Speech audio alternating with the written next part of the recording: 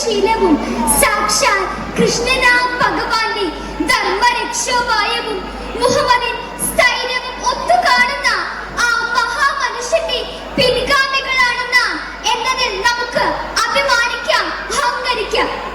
വെറും സാധാരണക്കാരനായ നമ്മുടെ ബാപ്പുജി ഒരു ദേശത്തെയല്ല, ഒരു നാടിനെയല്ല, ഒരു സാമ്രാജ്യത്തെയാണ് തന്റെ ഇച്ഛാശക്തി കൊണ്ട് ഉന്മൂലനം ചെയ്തത്. എങ്കിൽ നമുക്കും നമ്മുടെ മണ്ണിന് വേണ്ടി, നമ്മുടെ നാടിന് വേണ്ടി, നമ്മുടെ സമൂഹത്തിലെ ആവശ്യത അനുഭവിക്കുന്നവർക്ക് വേണ്ടി പലതും ചെയ്യാൻ സാധിക്കുകയില്ലേ? തീർച്ചയായും സാധിക്കും. അതിന് വിഘാതമായി നിൽക്കുന്ന ഘടകങ്ങളെ കണ്ടെത്തി അതിനെതിരെ പ്രവർത്തിച്ച് നമുക്കും ചിലത് ചെയ്യണം. നല്ല നാളേക്കായി നമ്മുടെ വരും തലമുറയ്ക്ക് സ്വപ്നം കാണാനെങ്കിലും ഈ ഭൂമിയിൽ പലതും ബാക്കി വെക്കണം. മനുഷ്യന്റെ അതിജീവനത്തിനും ഉപജീവനത്തിനും ആവശ്യമായ ആരോഗ്യകരമായ ഭൗതിക പരിസരത്തിന്റെ പരിപാലനമാണ് ഏത് മഹാമാരിയുടെയും ഏറ്റവും വലിയ പ്രതിരോധം. ഇന്ന് ലോകം നേരിടുന്ന പരിസ്ഥിതി പ്രശ്നങ്ങളുടെ അടിവേരുകൾ തേടണം. പ്രകൃതിയോടുള്ള ആർത്തിപൂർണ്ണ ചൂഷണം ഒഴിവാക്കണം. യുദ്ധവും യുദ്ധഭീതിയും അകന്ന് സമാധാനം പുലരണം.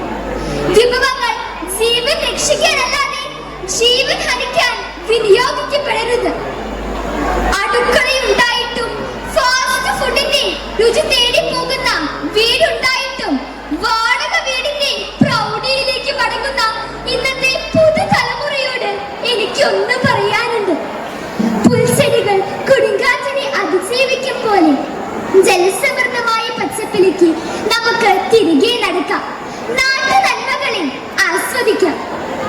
പ്രശസ്ത അമേരിക്കൻ പ്രസിഡന്റ് ജോൺ കെന്നഡി ഒരിക്കൽ ഇങ്ങനെ പറഞ്ഞു: നിങ്ങളുടെ രാജ്യത്തിന് നിങ്ങൾക്കായി എന്ത് ചെയ്യാൻ കഴിയും എന്ന് ചോദിക്കരുത്. നിങ്ങളുടെ രാജ്യത്തിനായി നിങ്ങൾക്ക് എന്തൊക്കെ ചെയ്യാൻ കഴിയും എന്ന് ചോദിക്കണം. അതിൽ വിദ്യാർത്ഥികളായ നമുക്കും ചിലത് ചെയ്യാനുണ്ട്.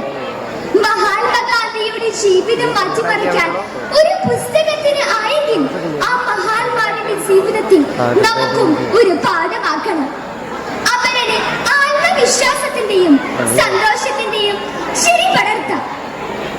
എനിക്കില്ലൊരു ലോകം, നിനക്കില്ലൊരു ലോകം, നമുക്കുണ്ടൊരു ലോകം എന്ന കുഞ്ഞുണ്ണി മാഷിന്റെ വരികൾ അനുസ്മരിച്ചുകൊണ്ടും നമുക്ക് നമ്മുടെ സമൂഹത്തിന് വേണ്ടി ചിലത് ചെയ്യണം എന്ന പ്രതിജ്ഞ എടുത്തുകൊണ്ടും ഞാൻ എന്റെ വാക്കുകൾ നിർത്തുന്നു.